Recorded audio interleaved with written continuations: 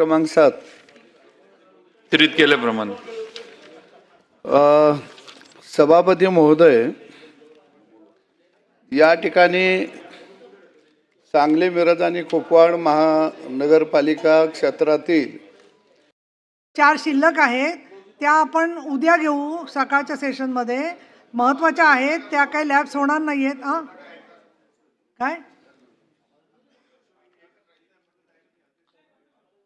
आता असं आहे, काही विषय जे असतात ना त्याच्यात आता जर का जास्त वेळ लागला असेल चर्चांना तर ते सगळ्या सभागृहामध्ये अनेक सदस्य त्याच्यामध्ये बोललेले असतात आणि त्या दृष्टिकोनातून आपण जो पूर्वनियोजित गट आणि अतिशय गंभीर असा कार्यक्रम असतो, पण त्याच्यामध्ये सगळ्यांना भावपूर्ण अनेक अनुभव असतात, आठवणी असतात. तर माझी विनंती राहील की मर्यादितच सदस्यांनी त्याच्यावरती बोलायचं आहे, परंतु तरीसुद्धा एकेकाचं नाव कोण बोलणार तुमच्या पक्षातर्फे ते नीट ठरवून हात वर करण्यापेक्षा लेखी पाठवा मला. नाही, प्रत्येक पक्षातून 2 असं नाही करता येणार. मला तुम्ही नावं द्या, आम्ही निर्णय घेतो. आपण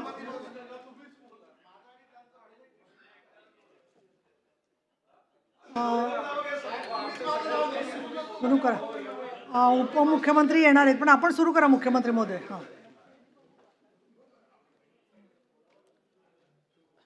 माननीय सभापती महोदया, आपल्या विधान परिषद सभागृहाचे विरोधी पक्षनेते सन्माननीय अंबादासजी दानवे यांच्या या सदस्य काळातल्या निवृत्तीच्या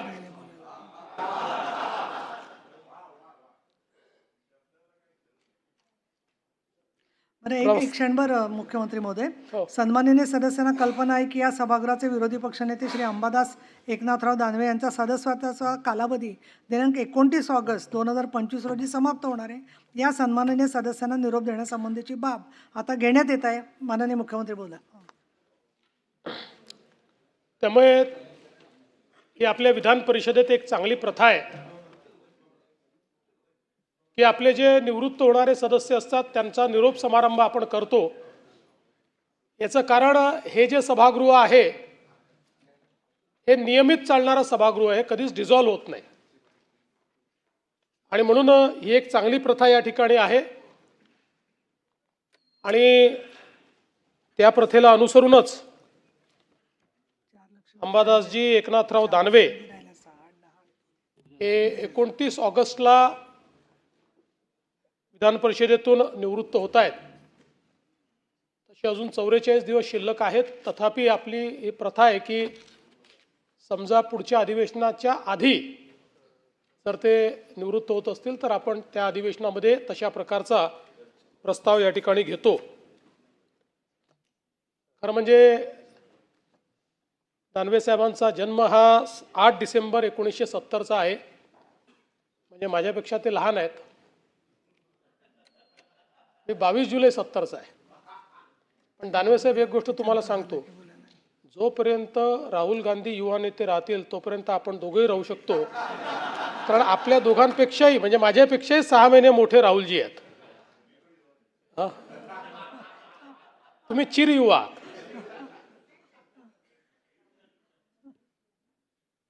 तसे माझ्यापेक्षा 6 महिन्यांनी लहान आहेत, पण माझ्यापेक्षा मोठे कलाकार आहेत ते.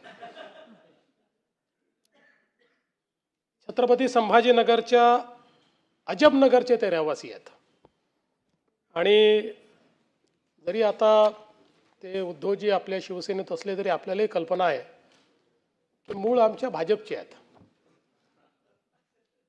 त्यांचं सगळं राजकीय जीवन हे भारतीय जनता पक्षातच सुरू झालं. भारतीय जनता पक्षामध्ये आम्ही सगळ्यांनी युवा मोर्चामध्ये काम केलेलं आहे आणि एक अतिशय प्रभावी नेते म्हणून भारतीय जनता पक्षामध्ये ते काम करत होते. ठीक आहे, त्यावेळेस आमच्या पक्षात काही वाद झाले आणि त्या वादामध्ये त्यांना पक्ष सोडावा लागला किंवा पक्ष त्यांनी नाही सोडला. त्या वादामध्ये पक्षाने त्यांना सोडलं आणि मग ते तेव्हाचा आमचा मित्रपक्ष, ते आमचा मित्रपक्ष आहेच, फक्त थोडे काही बदल झाले आहेत. अशा शिवसेनेमध्ये त्यांनी त्या ठिकाणी प्रवेश केला, पण त्यांचं संपूर्ण राजकीय जीवन जे घडलं ते भारतीय जनता पक्षामध्येच घडलं. आणि अर्थातच त्यानंतर शिवसेनेत गेल्यानंतर मग शिवसेनेमध्ये वेगवेगळ्या पदांवर त्यांनी काम केलं. खरं म्हणजे मूळ पत्रकारितेचा त्यांनी अभ्यास केला आणि जनसंवाद आणि वृत्तपत्र विद्येत त्यांनी MA केलं. त्यामुळे अपेक्षा अशी होती की हे बातम्या संकलित करतील, पण ते बातम्या निर्माण करणारे झाले आणि बातम्या पुरवणारे झाले. आणि राजकीय क्षेत्रात आले. खरं म्हणजे राजकीय क्षेत्रात आपण बघितलं असेल तर पत्रकार आणि वकील हे सगळ्यात जास्त आपल्याला पाहायला मिळतात. आणि मला असं वाटतं एका चांगल्या पत्रकाराला आपण मुकलो, पण एक चांगला नेता हा या सभागृहाला या ठिकाणी मिळाला. खरं म्हणजे भाई भाजपच्या मुशीत तयार झाल्यामुळे त्यांच्यामध्ये चिकाटीपणा आपल्याला पाहायला मिळतो, संघटनात्मक कौशल्य त्यांच्यामध्ये पाहायला मिळतं आणि अभ्यासू वृत्ती देखील त्यांच्यामध्ये पाहायला मिळते. ते इतर पक्षात नाही असं नाही, पण भाजपमध्ये असले होते. त्यामुळे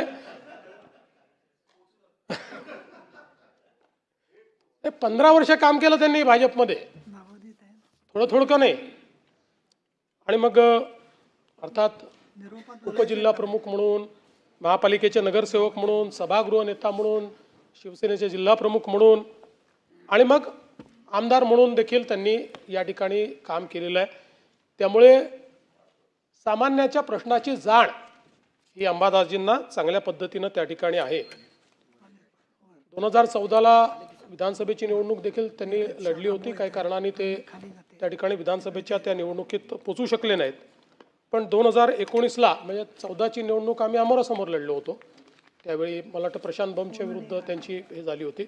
पण 19ला ज्यावेळेस ते या पदाकरता निवडणूक लढले त्यावेळी मात्र आम्ही सगळे एकत्रित होतो.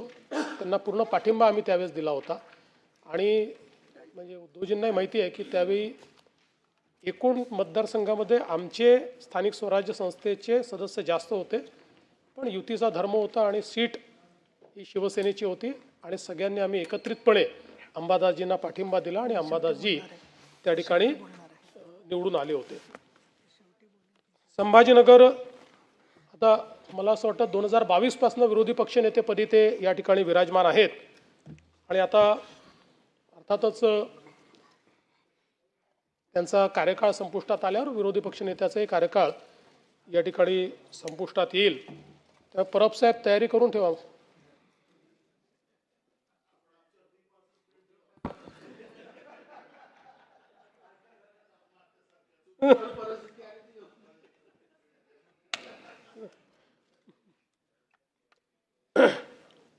संभाजीनगर जिल्हा बँकेत संचालक, मातृभूमी प्रतिष्ठान, अखिल भारतीय वारकरी महामंडळ, जिल्हा हँडबॉल संघटना, जिल्हा योग संघटना, स्वामी समर्थ प्रतिष्ठान अशा अनेक संस्थांशी त्यांचा अतिशय निकटचा संबंध आला आहे.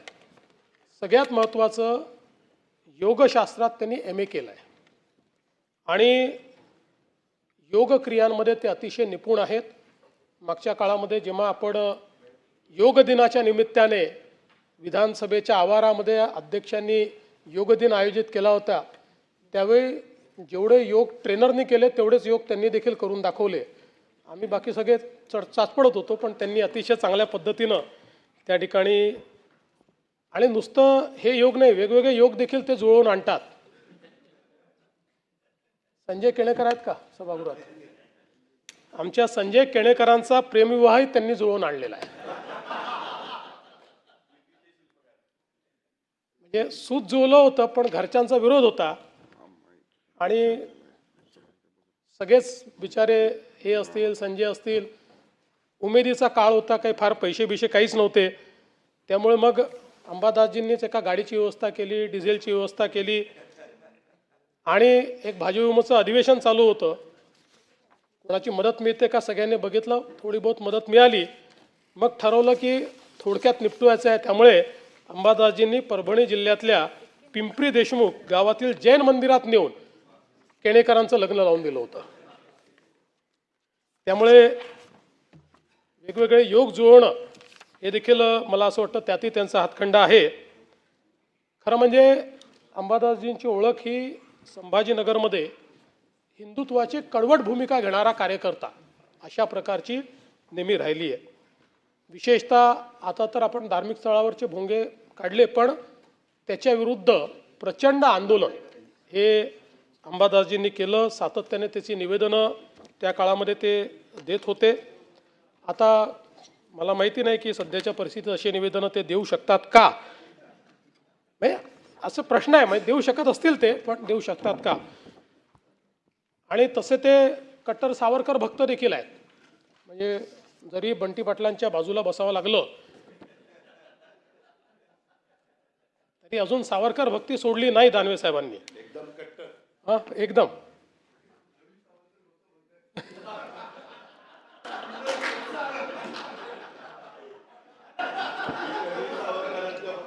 नाही असं नाही आहे.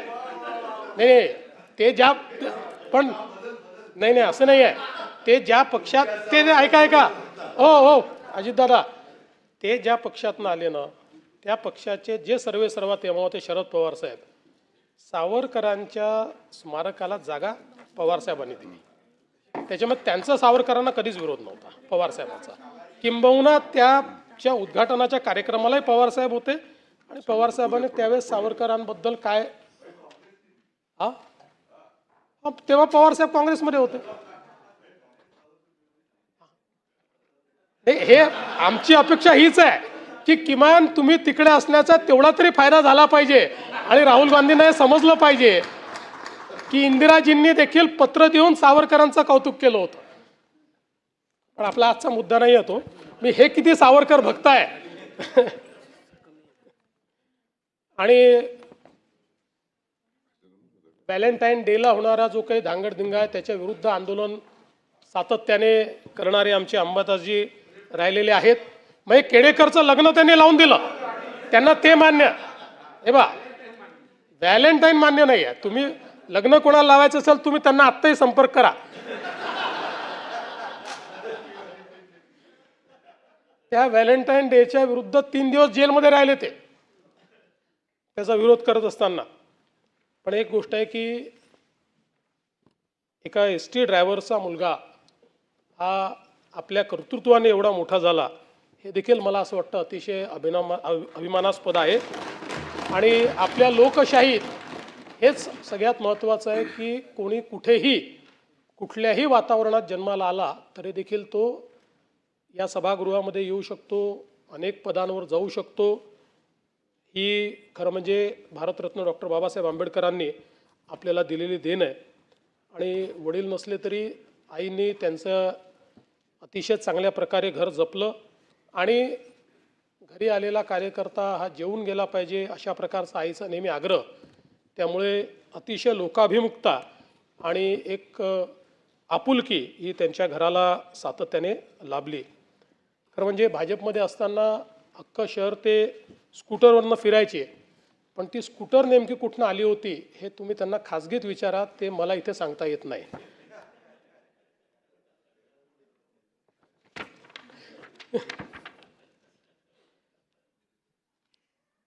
अंबादासजींची आंदोलन करण्याची जी काही पद्धत आहे ती पण एक वेगळ्या प्रकारची. एकदा टेलिफोन एक्सचेंजच्या विरुद्ध एक आंदोलन करायचं त्यांनी ठरवलं आणि सहकाऱ्यांना सांगितलं की आज आपल्याला पार्टी करायची आहे, त्यामुळे तुम्ही कोंबडी घेऊन या, दारूची एक बॉटल घेऊन या आणि डांबर घेऊन या. आणि मग ते कार्यकर्त्यांनी विचारलं की दारूची बॉटल कशा करता. म्हणाले घेऊन या, आपल्याला पार्टी करायची आहे. म्हणाले पित नाही तर म्हणाले जो पितो त्याच्याकरता आपण घेऊन चाललो आहे. असं करून टेलिफोन एक्सचेंजमध्ये गेले. पहिले त्या अधिकाऱ्याच्या तोंडाला डांबर फासलं आणि मग त्याला दारूची बॉटल आणि कोंबडी भेट दिली आणि त्या ठिकाणी फोटो काढला. सगळ्यांना अटक झाली आणि मग त्यावेळेस 8 दिवस आपल्याला जेलचं पाहुणचार हा त्या ठिकाणी प्राप्त झाला होता.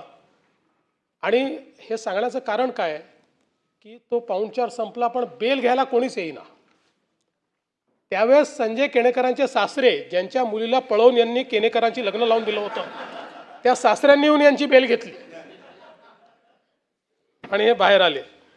त्यामुळे खरं तर तसे दानवेसाहेब अतिशय प्रतिभावान आहे. 1988 12वीची परीक्षा उत्तीर्ण झाली तेव्हा ते मराठवाड्याच्या गुणवत्ता यादीमध्ये होते. 6व्या क्रमांकावर गुणवत्ता यादीमध्ये आले होते. आणि एकदा SSCचा पेपर फुटला तर त्यांना फार त्याचा राग आला आणि त्यावेळेस बोर्डाच्या ऑफिसमध्ये जाऊन त्या ठिकाणी त्यांनी टेबलावर उड्या मारण्याचं आंदोलन केलं होतं. आणि अतिशय अभिनव पद्धतीनं त्यांनी हे आंदोलन त्या ठिकाणी केलं होतं. त्यामुळे वेगवेगळ्या पद्धतीची आंदोलनं ज्याच्यातनं आपला प्रश्न ठळकपणे सगळ्यांपुढे येईल अशा प्रकारची आंदोलनं करण्याची त्यांची सवय राहिली आहे. आज चड्डी बनी ते मी सांगितलं मगाशी, ते तुमचं नवीन फॅशन स्टेटमेंट आहे.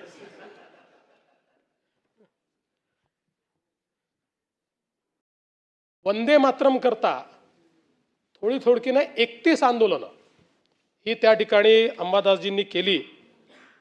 आणि संभाजीनगरच्या नामांतरणाकरता देखील त्यांनी अनेक आंदोलनं केलं. मला आनंद आहे की आमच्या शिंदे साहेबांच्या नेतृत्वात आमचं सरकार आल्यानंतर छत्रपती संभाजीनगर हे नामकरण आम्ही केलं. नाही उद्धवजी, नाही एक असं नाही, एक मिनिट नाही सांगतो. नाही एक मिनिट अरे मला बोलू द्या. जे खरं आहे ते सांगतो की उद्धवजी तुमचं नाही तुमच्याकडचं ज्यावेळेस बहुमत संपलं आणि बहुमत दाखवा असं पत्र ज्यावेळेस तुम्हाला राज्यपालांनी दिलं त्यानंतर तुम्ही जी कॅबिनेट घेतली त्यावेळी जी तुम्ही मंत्री ती बैठकही इल्लीगल होती. अशा प्रकारे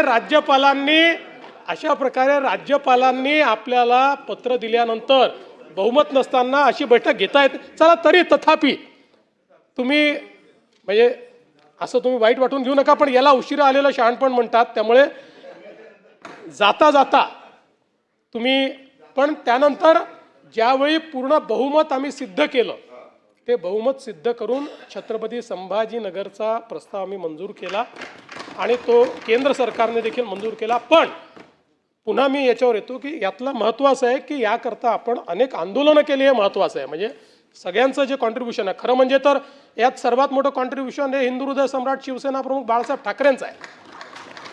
कारण त्या संभाजीनगरच्या पहिल्या सभेमध्ये महापौर निवडून आल्यानंतर त्यांनी त्यावेळी घोषित केलं होतं की आजपासून याला संभाजीनगर हे नाव देण्यात येतं आहे. त्यामुळे त्यांचं कॉन्ट्रीब्युशन आहे. त्यामुळे मला असं वाटतं की निश्चितपणे आपण एक महत्त्वाचं काम या ठिकाणी या संदर्भात केलं आहे. तुम्ही समाजशास्त्रामध्ये MA ची 3री पदवी घेतलेली आहे, म्हणजे 2री योगामध्ये 3री समाजशास्त्रामध्ये. पण विधी शाखेचे मात्र 2च वर्ष तुम्ही पूर्ण केले. 3रं केलं असतं तर तुम्ही देखील वकिलांच्या रांगेमध्ये बसू शकला असतात.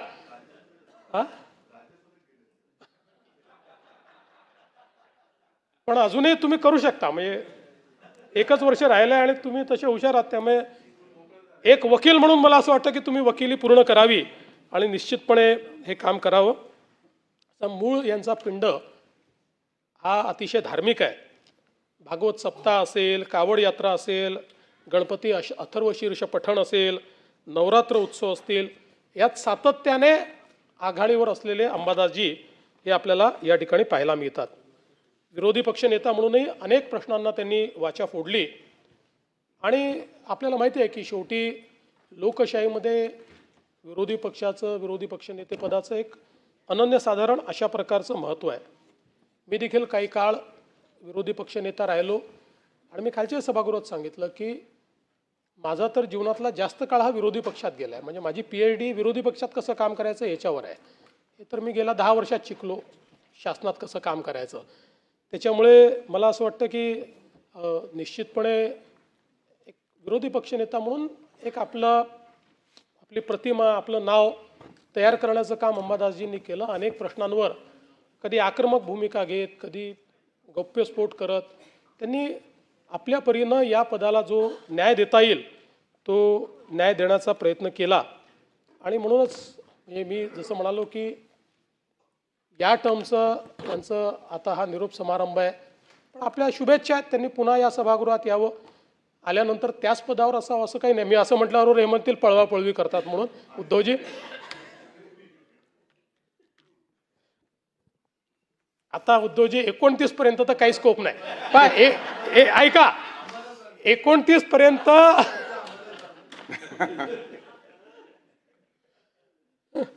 आम्हाला तिकडे याचा स्कोप उरला नाही. 29 तुम्हाला इकडे याचा स्कोप आता विचार करता येईल, म्हणजे त्याचा विचार आपण वेगळ्या पद्धतीने करू. पण आम्हाला तिकडे जायचा स्कोप हा काही या ठिकाणी उरलेला नाही.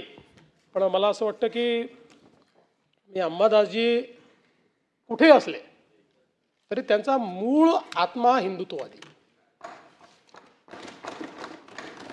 त्याच्यामुळे मला हा विश्वास आहे की आजही आणि भविष्यातही हा जो काही विचार आहे, हा विचार ते सोडणार नाहीत. त्या विचाराच्या दिशेनंच सातत्याने ते या ठिकाणी काम करत राहतील. आता खरं म्हणजे पुढचे विरोधी पक्षनेते कोण असा प्रश्न देखील निर्माण होईल. आता तुम्ही सोडवाल तो प्रश्न, म्हणजे तुम्ही जे सांगाल ते आम्ही करू, काही अडचण नाही आहे. म्हणजे नाही, असं आहे की दोन्हीकडचा जो काही आहे, आता इथे काय आहे की इथे हे सभापती ठरवतील ते होईल आणि खाली अध्यक्ष ठरवतील ते होईल. त्यामुळे जे तुम्ही ठरवाल आम्हाला ते मान्य असेल, सभापतींना मान्य असेल तर सभापती मान्य करतील. खाली पण आम्हाला मान्यच आहे तुम्ही जे म्हणाले ते, पण अध्यक्षांना ज्यावेळेस मान्य होईल त्यावेळी त्याचा निर्णय हा त्या ठिकाणी देखील होईल.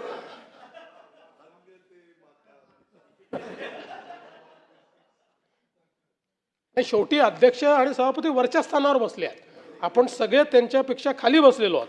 त्यामुळे त्यांचा निर्णय अंतिम असतो आणि तो आपल्या सगळ्यांना मान्यच करावा लागतो.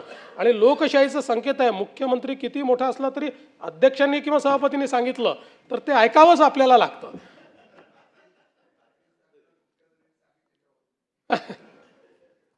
पण आता जरी या ठिकाणी विरोधी पक्षनेते पदाची टर्म आपली किंवा विधान परिषदेची टर्म आपली संपत असली तरी मला असं वाटतं की मोठी कारकीर्द अजून राजकारणातली आपली आहे.